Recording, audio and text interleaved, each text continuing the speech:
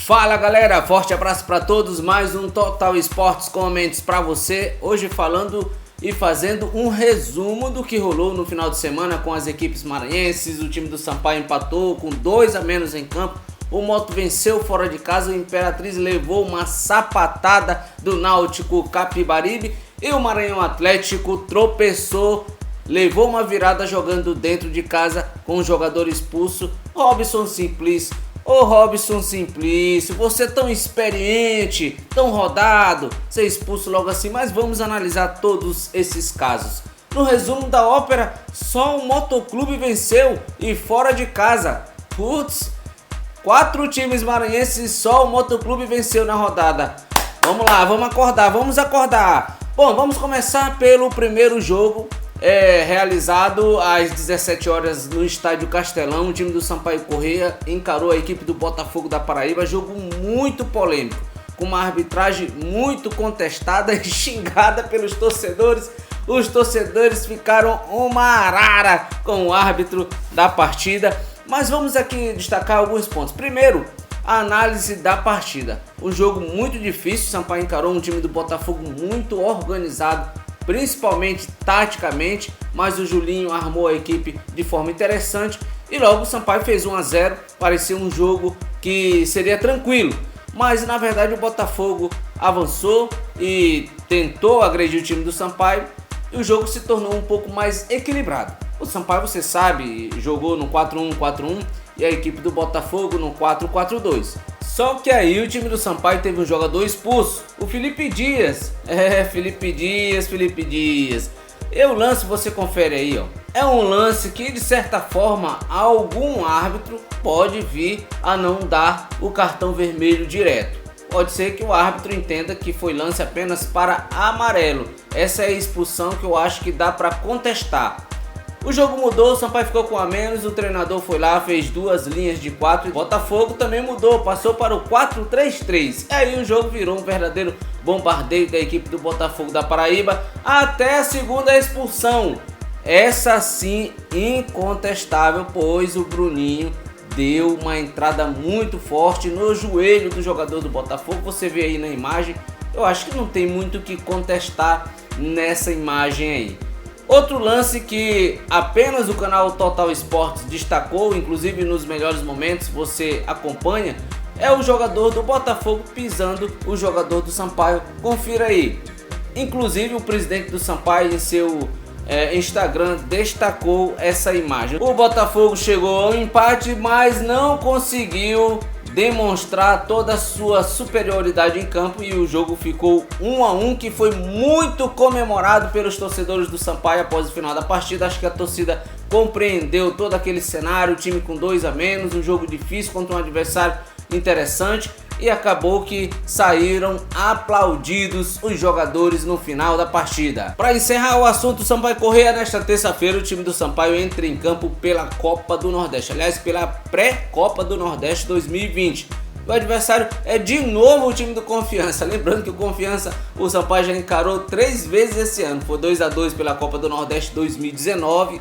Aí depois o Sampaio estreou vencendo 2 a 0 fora de casa e depois 0 a 0 pela pré-Copa do Nordeste 2020. E o jogo decisivo é nesta terça-feira. E claro, você confere tudo aqui no canal do Torcedor Maranhense. O que rolar no Castelão você confere aqui, jogo decisivo. Outro maranhense na Série C, o time do Imperatriz, campeão maranhense, foi até o Estádio dos Aflitos e passou um verdadeiro aflito. Sofreu, pegou 4 gols e foi goleado pela equipe do Náutico Capibaribe. Um jogo que demonstra a fragilidade inicial do Imperatriz fora de casa. É preciso o time se organizar, sofrer 4 gols para quem tem uma defesa bem organizada como o time do Imperatriz. Fez um campeonato maranhense bom, principalmente na reta final. Levar 4 gols do Náutico é um sinal de alerta para os jogos fora de casa. Ainda no sábado, o Motoclube estreou no Campeonato Brasileiro da Série D. Foi a longínqua, distante Roraima, a terra que o presidente Bolsonaro sempre cita e gosta, né? Onde tem aquele conflito na fronteira ali Venezuela-Brasil, muitos venezuelanos passando para o território brasileiro, e lá o Motoclube outra vez jogou com tranquilidade. Foi uma vitória tranquila do Moto. O Moto não teve nenhuma grande dificuldade, inclusive novamente perdeu um monte de gols. Esse é um problema que acho que a comissão técnica, o técnico Wallace Lemos, a direção do clube precisa tentar resolver. Talvez esse Bruno Henrique aí, que até fez o gol, talvez ele venha pelo menos amenizar essa dificuldade do Moto de empurrar a bola para o fundo do gol. Meus amigos, é um gol atrás do outro perdido, mas o Moto conquistou uma vitória contra um adversário. É fraco, o time do Atlético de Roraima é bem mais fraco que o Moto. Lá o futebol é um futebol praticamente amador, mas isso não tira o brilho da importante vitória do Moto, começando bem, jogando fora de casa. E neste grupo, que eu considero um grupo fácil, um grupo tranquilo para o Moto tem realmente que se impor, se classificar em primeiro, conseguir a melhor classificação possível, que isso lhe dará a vantagem de sempre estar decidindo dentro de casa. Infelizmente não dá a vantagem de, por exemplo, fazer 2 resultados iguais, mas pelo menos dá a tranquilidade de decidir os jogos em casa. Uma boa vitória para o Papão. O próximo jogo do Moto é em São Luís e, claro, o canal do Torcedor Maranhense estará acompanhando, saindo do Motoclube, indo para o Maranhão Atlético, a última equipe maranhense a entrar em campo neste domingo às 17 horas no Estádio Castelão. E o Macão decepcionou seus torcedores. Um jogo muito complicado contra a organizada equipe do Altos, que foi a vice-campeã piauiense, perdendo o título para a equipe do River. Trouxe enormes dificuldades para o Maranhão. O Altos é um time bem organizado, é um time definido taticamente. O Maranhão também é um time que se organizou principalmente na reta final, mas também fez novas contratações e o time muda um pouquinho, inclusive no meio de campo, que o Deylon vinha muito bem, quem jogou foi o Wesley, né? E o time do Maranhão Atlético até que começou a partida bem, jogo bastante equilibrado.